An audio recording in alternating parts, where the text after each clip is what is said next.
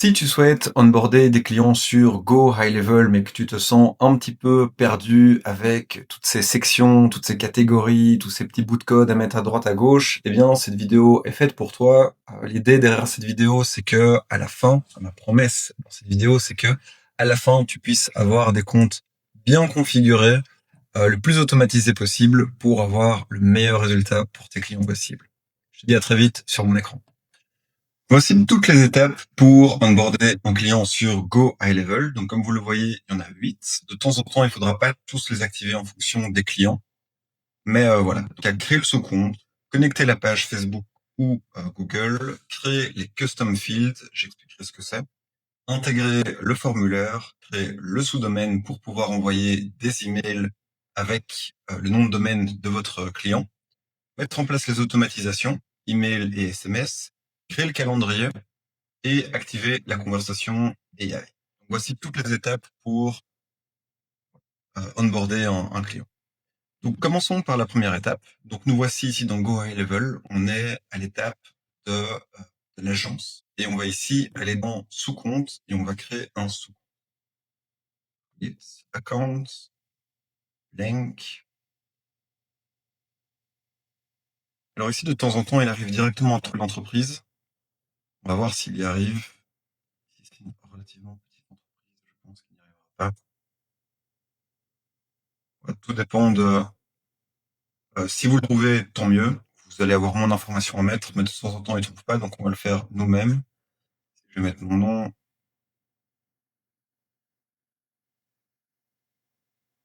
Business name, B2C. Et niche. Construction.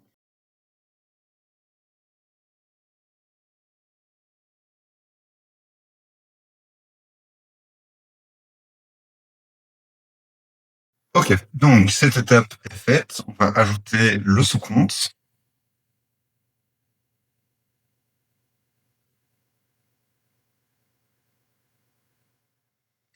Et voilà qui est fait. Normalement, on devrait pouvoir le retrouver ici. Et voilà, il est ici. Donc première étape, check. On vient de créer le sous-compte. Maintenant, on va passer à la deuxième étape. Donc, nous voici dans le sous-compte et on va passer à la deuxième étape qui est de connecter la page Facebook. Donc, pour ça, on va aller dans intégration qui est ici. C'est important de connecter la page Facebook parce que c'est ce qui va faire la communication entre Facebook et Go High Level. C'est ce qui permet d'avoir les leads. Donc, on va connecter la page.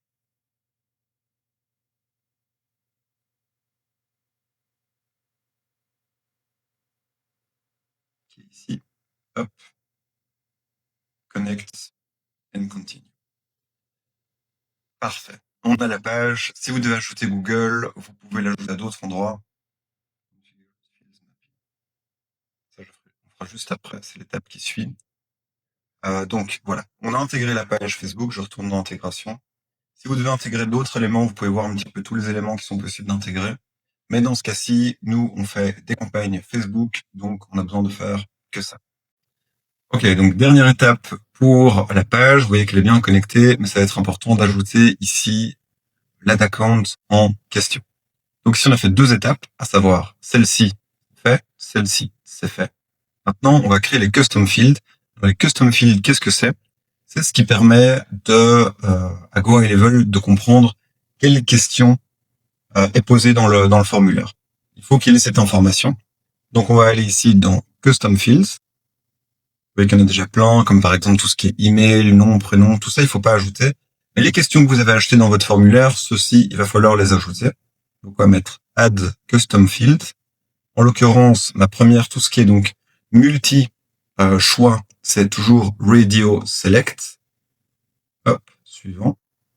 Oui, ici, donc cette question est là. Quel type de projet souhaitez-vous réaliser? On va mettre ici donc contact pour que ce soit plus facile de lire l'information. Et ici, on va copier toutes les réponses. Ici. Hop.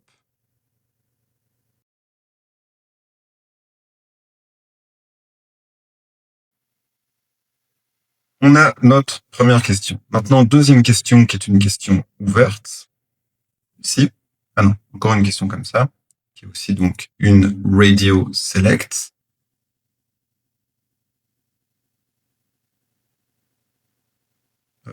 contact. Hop, c'est ajouté. Suivant, on a encore une question. Qui est une question ouverte. Donc là, c'est dans single line. Hop, nouveau contact. Suivant. Donc, il y a 3 questions dans le formulaire. Maintenant, il va falloir connecter le formulaire Facebook. Donc, on va retourner dans intégration, Facebook form, map field. Ici, vous verrez qu'on va les retrouver. Quel type de travaux souhaitez-vous réaliser? C'est exactement ça. Ici, c'est à nouveau. À quel moment souhaitez-vous réaliser les travaux? Code postal, qui est celle-ci. Full name.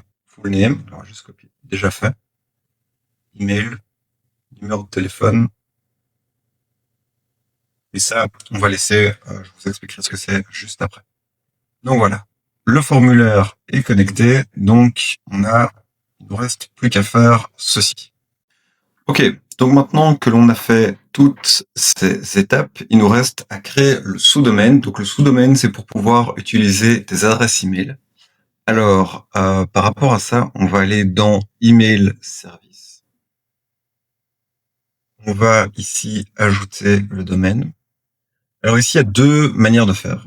Donc, soit vous utilisez l'adresse email de votre client, mais pour ça, vous allez devoir lui envoyer des lignes DNS qui doit connecter à son hébergeur. Toujours un peu compliqué pour les clients ils savent en général pas trop comment faire. Ce que je fais, c'est que j'utilise un de mes domaines et je crée un sous-domaine pour eux. Ce qui fait que j'ai pas vraiment besoin d'eux pour faire ça. Donc c'est un peu plus pratique. Alors ici, ça c'est un. Hop. Donc ça c'est un domaine qui m'appartient. Et ceci, c'est le nom du client. Donc voilà, c'est pour garder une sorte de cohérence. Donc ici, on va faire verify. Alors, mon hébergeur est dans GoDaddy. Et il y a une connexion automatique entre les deux. Normalement, il ne faut pas ajouter manuellement les lignes DNS. Mais potentiellement, en fonction de l'hébergeur que vous avez, vous devrez, mais ça prend pas trop de temps. Pas de souci à ce niveau-là. Donc voilà, ici, c'est en train de se connecter. Connect. Close. Donc, c'est parfait.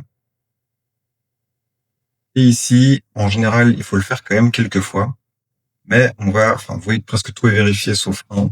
On va le faire. C'est normal s'il faut le refaire plusieurs fois. Au bout d'un moment, ça va finir par passer. Donc, on va refaire verify. Voilà. Vous voyez, tout est connecté. Donc, une fois qu'on a fait tous ces allers-retours, vous devrez avoir votre sous-domaine qui est vérifié. N'oubliez pas de toujours mettre, donc, par exemple, auto-configure, verify, etc., genre, jusqu'à ce que ça passe. Et si jamais ça passe toujours pas, eh bien, vous pouvez l'ajouter manuellement également. Donc, maintenant, point important, c'est que là, par exemple, si un prospect, donc reçoit un email et qu'il appuie sur répondre, eh bien, ça va tomber sur cette adresse email-ci, qui n'est pas la bonne. On veut que ça réponde à notre propre client.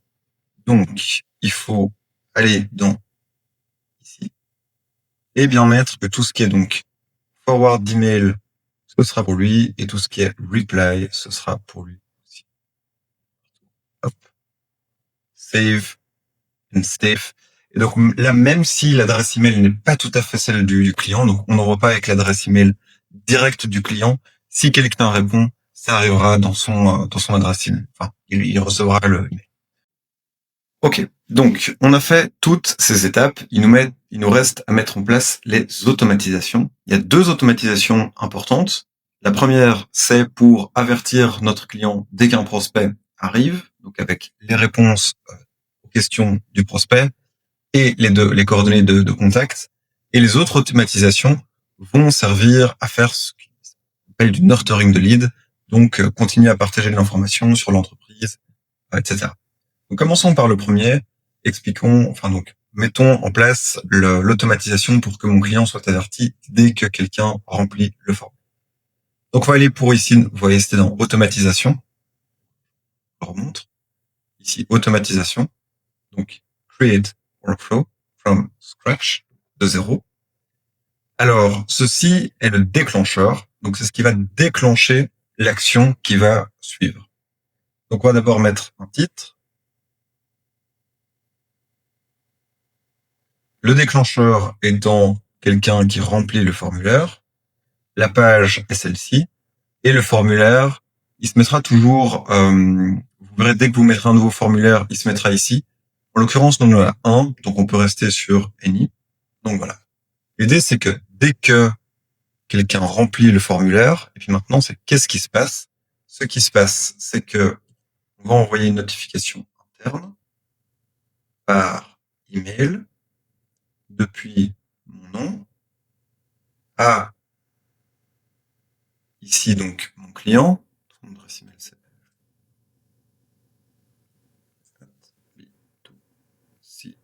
b2ctp.fr. Le sujet de l'email va être nouveau lead. Et ici le contenu, ça va être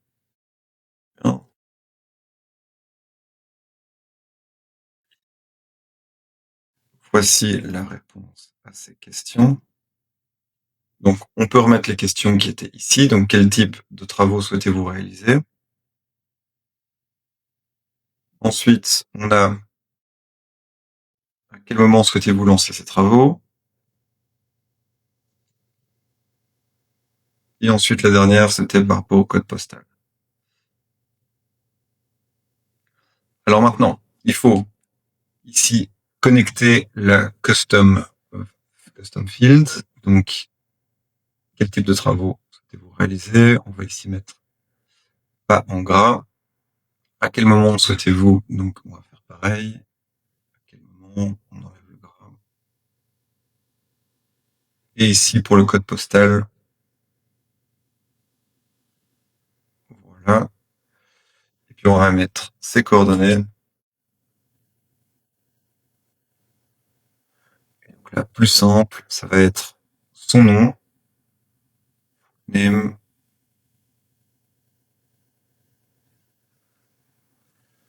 full name, son email et son.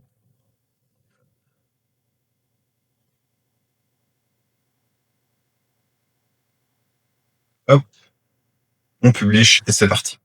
Et voilà. Et donc là maintenant, dès qu'un lead arrivera, eh bien mon client sera à chaque fois averti avec les informations du prospect. Donc on vient de faire une bonne partie. Il nous reste maintenant les automatisations pour les prospects. Ok, donc on a créé les automatisations pour que notre client soit averti dès qu'il y a un prospect. Maintenant, on va créer l'automatisation pour les prospects générés depuis la campagne. Donc pour ça, pour avoir des messages adaptés à où est-ce que la personne se situe dans le processus de vente, est-ce qu'il est nouveau lead, est-ce qu'il a répondu, est-ce qu'on lui a envoyé un devis, est-ce qu'une visite était programmée, eh bien on va commencer par aller dans Opportunities pour créer un CRM. Alors ici, je vais pas faire toutes les étapes parce qu'elles vont dépendre de chaque personne, mais on va mettre donc CRM B2CTP. Alors ici, on va par exemple mettre nouveau lead quand quelqu'un vient d'arriver. Et ici, on va mettre par exemple ne répond pas. Ensuite, euh, on peut mettre par exemple visite programmée. On peut mettre devis envoyé, lead gagné, lead perdu et lead long terme pour prendre un exemple qui est assez complet, mais ça peut dépendre de chaque projet.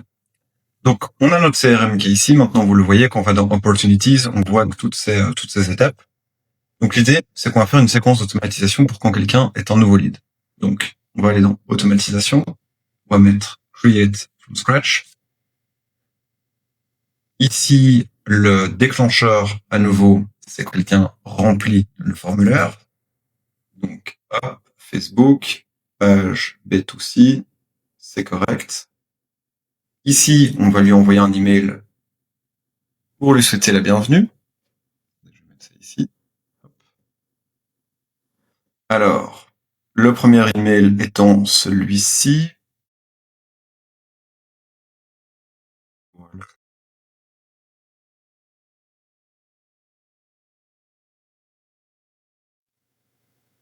Donc, on met le premier email ici. Est-ce qu'il fait sens? Oui, je vous laisse le lire si vous le souhaitez. Alors, l'adresse email, on va la mettre ici. Ici, le nom B2CTP. Voilà. On a déjà quelque chose de sympa. Il nous reste le sujet d'email. Le sujet d'email qui est celui-ci. Et voilà notre premier email. Hop. On va sauvegarder. Important de le faire assez souvent. Ensuite, on veut que le deuxième email s'envoie, mais disons avec 2 jours après. On va mettre ici 2 jours. Là, ça va attendre 2 jours avant d'envoyer le prochain, et on va à nouveau envoyer un email. Alors, ici, on reprend notre deuxième email. Pour les sujets d'email, toujours important d'avoir des emails un peu bizarres, enfin, un sujet d'email un peu bizarre, comme je viens de le faire ici, parce que ça permet d'avoir un meilleur taux de clic. Donc, voici pour le deuxième email. Depuis cet email-ci, et cet est aussi. Voilà pour le deuxième. C'est parfait. Et puis on a un troisième. Pour l'instant, on peut aller assez loin comme ça. On peut vraiment tenir toute l'année si on le souhaite. Donc 2 jours. Et on envoie encore à nouveau un email. Hop.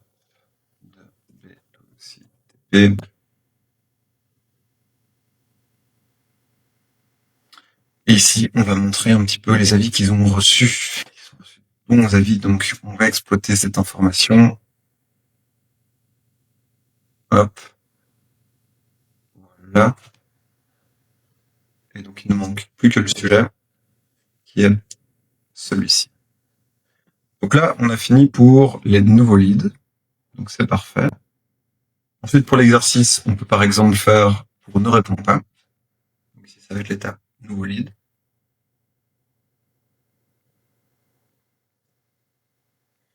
Alors, testons ne répond pas. Donc on va créer une nouvelle automatisation depuis 0. Donc c'est ne répond pas. Alors ici, le déclencheur ne sera pas quand quelqu'un remplit le formulaire, c'est quand quelqu'un est glissé dans le CRM dans l'étape ne répond pas. Donc ici, c'est dans le pipeline state changed. On va mettre un filtre. On va mettre que il est dans ce pipeline-ci et qui vient de bouger dans cette étape-ci. Donc, dès que quelqu'un est bougé dans l'étape ne répond pas, ça va déclencher l'automatisation. Maintenant, attention, parce qu'on veut pas qu'il y ait plusieurs automatisations qui s'envoient en même temps. On veut pas qu'il reçoit à la fois nouveau lead et il ne répond pas. Donc, ce qu'on va faire, c'est qu'on va l'enlever du workflow, du reste.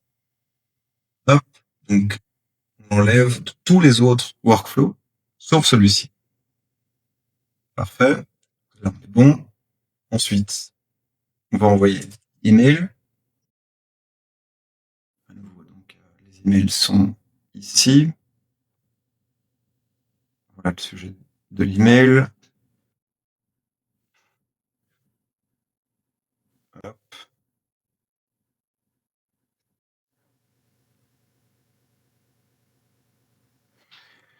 B2C TP. Et ici, c'était cette adresse-ci. Donc là, on est bon. Suivant.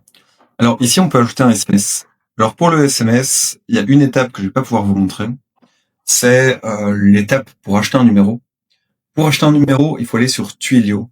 En général, c'est galère comme processus. En tout cas, il faut être français pour avoir un numéro français, etc. Je suis pas français en l'occurrence. Et donc voilà, je pourrais vous montrer dans un moment. J'en ferai une vidéo dédiée. Mais voilà un petit peu l'étape à faire, c'est d'acheter un numéro sur Twilio et puis le connecter directement dans GoHighLevel. Cette partie-là n'est pas compliquée. La partie compliquée, c'est d'avoir le numéro. Donc voilà pour ça. Mais une fois que c'est fait, il suffira de mettre SMS et ça va fonctionner. Donc ici, on a ceci, donc c'est parfait. SMS 1. Ici, j'ai mis un deuxième SMS qui se met directement après.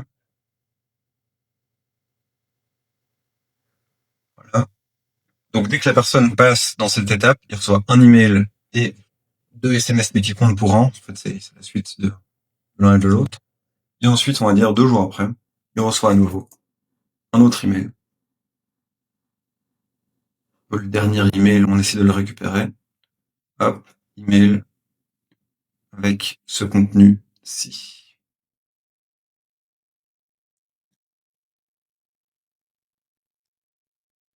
Alors, sujet, c'était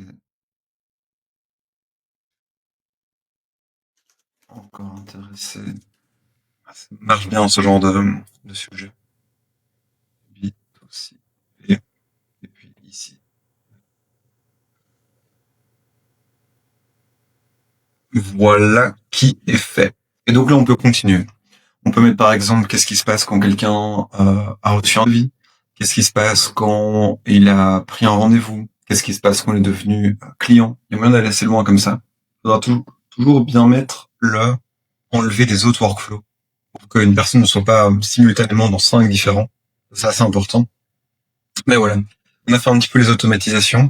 Il nous en manque une à faire, c'est par rapport au calendrier. Donc c'est dès que quelqu'un prend un rendez-vous, c'est d'avertir le client en disant que telle personne a pris un rendez-vous à tel moment, mais on va faire ça juste.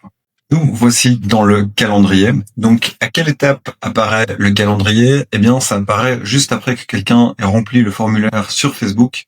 Donc on va lui dire qu'il ne manque plus qu'une étape, c'est de booker son rendez-vous, booker son appel. Et donc voilà l'étape à laquelle arrive le calendrier. Donc, on va le créer, on va appuyer ici, Create Calendar. Ici, c'est un calendrier personnel, donc il n'y aura qu'une personne. C'est pour Fabien, B de C, P, calendrier. Donc ici, B de C, ça va être en normaux, B de C, P, calendrier. Les appels sont de 10 minutes et il est disponible à 16h ci. C'est correct. Maintenant, on va quand même éditer le calendrier. Donc ici, on peut mettre le logo. En l'occurrence, je le mettrai après. Donc, on peut mettre une description. Plus simple. Voilà. Parfait. Jusqu'ici, on est bon. On va peut-être choisir cette couleur-ci. Save. Ensuite, disponibilité. Alors, pour les disponibilités, voilà, ici, on met que chaque rendez-vous enfin, il y en a un toutes les demi-heures possibles. Ça dure 10 minutes. Ici, pour ne pas qu'il soit averti en dernière seconde, on va mettre qu'il y a un délai de 4 heures pour être averti et être prêt. Et on va mettre que la personne puisse prendre un rendez-vous maximum 5 jours après le moment où il est devant le calendrier. Et ici, petite tactique, on va mettre qu'on est occupé 30% du temps. Donc, voilà pour cette partie. Suivant. Alors, ici, on va juste mettre le fait que... On va juste traduire, en fait. Hop, on va mettre ceci. On va enlever ceci, on va mettre ça. Parfait. Pour les notifications, alors, quand quelqu'un prend un rendez-vous, on va lui envoyer un email pour le prévenir, pour lui confirmer que le rendez-vous a bien été pris. Donc, pour ça, je vais prendre ce code-ci, parce qu'il y a un élément qui est pas possible de faire sans utiliser le code. Vous allez voir de quoi il s'agit. C'est ceci, ici. Hop. C'est en fait d'avoir les deux onglets ici, où dès qu'on clique, ici on peut directement mettre dans le calendrier, ajouter mon rendez-vous dans son calendrier. Donc assez pratique, il n'y a pas moyen de faire ça sans. Donc voilà. Si jamais vous pouvez faire un screenshot de ça, et je vous montrer au complet, et vous pourrez donc avoir la même chose. Et donc ici pour confirmation de votre rendez-vous, c'est envoyé depuis BTP et c'est envoyé depuis l'adresse F.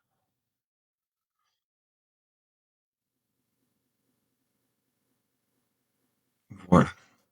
Parfait. Et puis maintenant, il ne reste plus qu'à envoyer un email de reminder, un appel,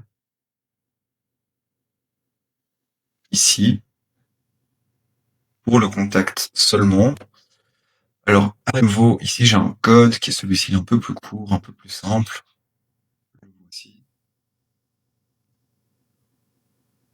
Voilà. Et c'est envoyé depuis BCTP. Et depuis cette adresse mail-ci.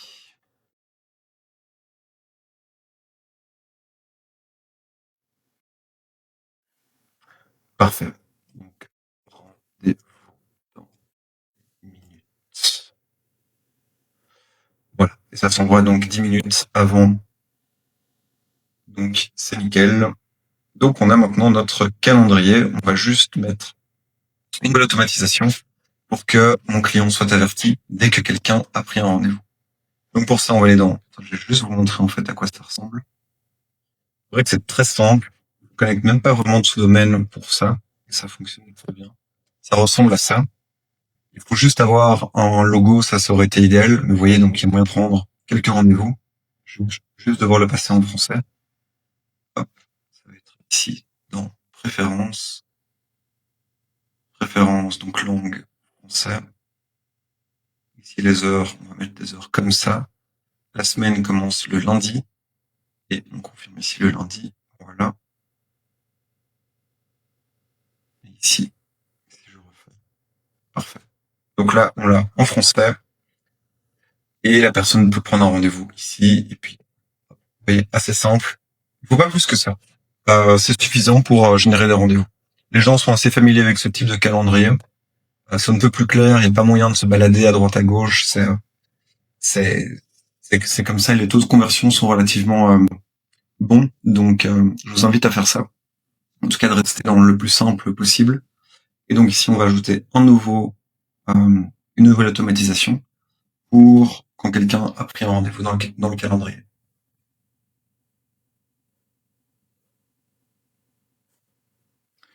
Donc, booked appointment, ce qui est correct.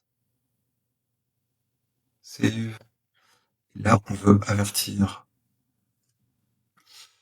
mon client par email depuis mon adresse sujet rendez-vous booké à Fabien.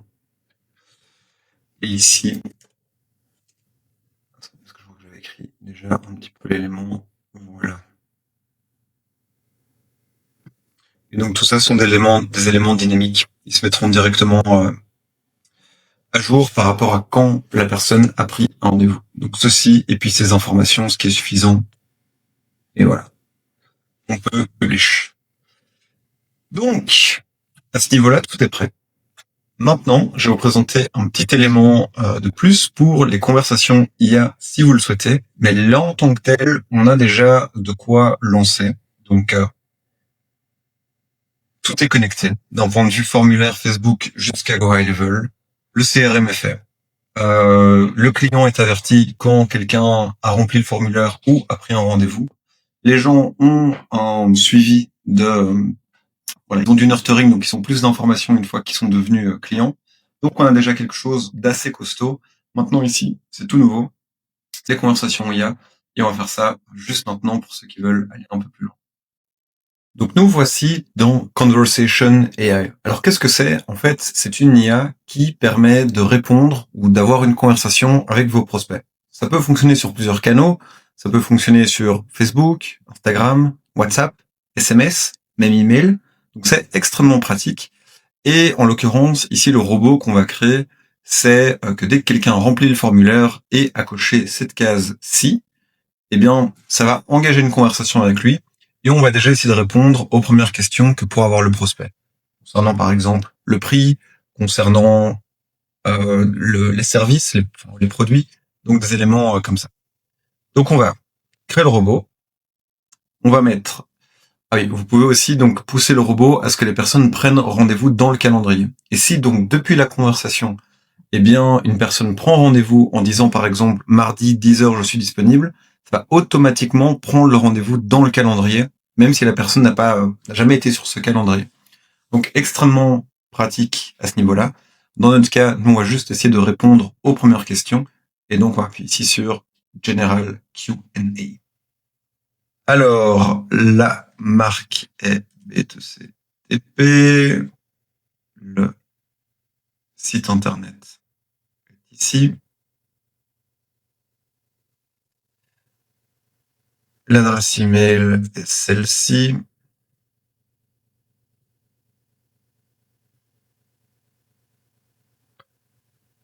Beaucoup de questions. Ok, donc voici l'adresse.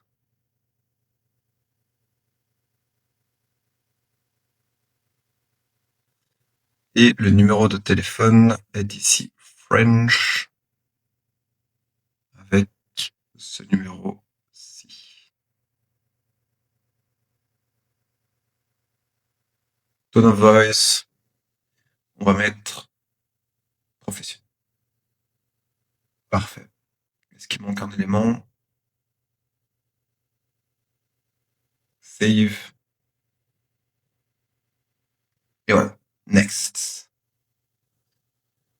Donc le numéro, on va l'appeler, le nom, on va l'appeler Fabien. Et ici, en l'occurrence, c'est pas pour tout, c'est pour uniquement Facebook et Instagram. On va mettre que le bot soit 1 seconde et que le message initial soit celui-ci. Je vous laisse le lire tranquillement. Voilà. On peut faire que 300 caractères max, malheureusement. Alors ici, étant donné qu'on a déjà le nom, les emails et le numéro de téléphone des personnes, eh bien, on va pas leur demander. Par contre, sur un chatbot, je vous invite à le mettre, parce que là, vous n'avez pas cette information. Et donc, naturellement, avant de commencer à répondre, il va demander le nom, il va demander le numéro. Donc, c'est important, parce que sinon, on pouvait pas recontacter les gens. Mais ici, en l'occurrence, voilà, c'est juste, en fait, tout simplement une aide. Qui ait plus d'informations. Donc, si on met autopilot, tout simplement parce que on veut qu'il réponde automatiquement. Et voilà. Il nous reste un petit élément à mettre en place, c'est ici les guidelines de conversation que j'ai rédigés et qui sont ici. Hop. Save. Et donc là, avant de lancer votre robot, vous pouvez faire un petit test en discutant avec lui. Donc, on peut par exemple mettre, commençons par un truc classique. Vous allez voir qu'il répond exactement le message que j'ai dit. Donc ici, on va dire élagage pour prendre un exemple. Maintenant, il y a quelques informations qu'il n'a pas, comme le prix, comme par exemple combien de temps durent les travaux, etc. Et donc, c'est ici où on va pouvoir créer un knowledge base pour répondre à toutes ces questions. Le chatbot, c'est quelque chose qui se construit. Au début, on va répondre à quelques questions, mais des gens vont en poser d'autres auxquelles on n'aura pas pensé. Et donc, on va améliorer ici la connaissance de ce robot qui permettra de venir, un petit peu mieux comprendre, mieux poser des meilleures questions et mieux répondre. Donc, pour mieux comprendre, pourriez-vous me préciser dans 3 mois? C'est qu'un exemple, mais vous voyez un petit peu que le robot prend le truc en main. Le terrain concerné est-il accessible? Ouais, vous voyez qu'il est en train d'essayer d'avoir un petit peu plus d'informations, d'engager, de répondre. Donc voilà par rapport à ça. Et pour le knowledge base, on peut le noter par exemple ici. En fait, c'est plutôt ici le knowledge base. Ici, ce que vous pouvez faire, c'est ajouter une source FAQ et mettre par exemple quels sont les prix. Et ici, vous pouvez répondre. Et voilà. Donc normalement, suivant toutes ces étapes, tu as un compte GoHighLevel qui est bien configuré. J'espère que cette vidéo t'a aidé. Peut-être que tu as découvert quelques éléments. En tout cas, je te remercie d'avoir écouté jusqu'au bout. Si tout ça t'a plu, je t'invite à t'abonner. Je te remercie et je te dis à très vite. Ciao, ciao.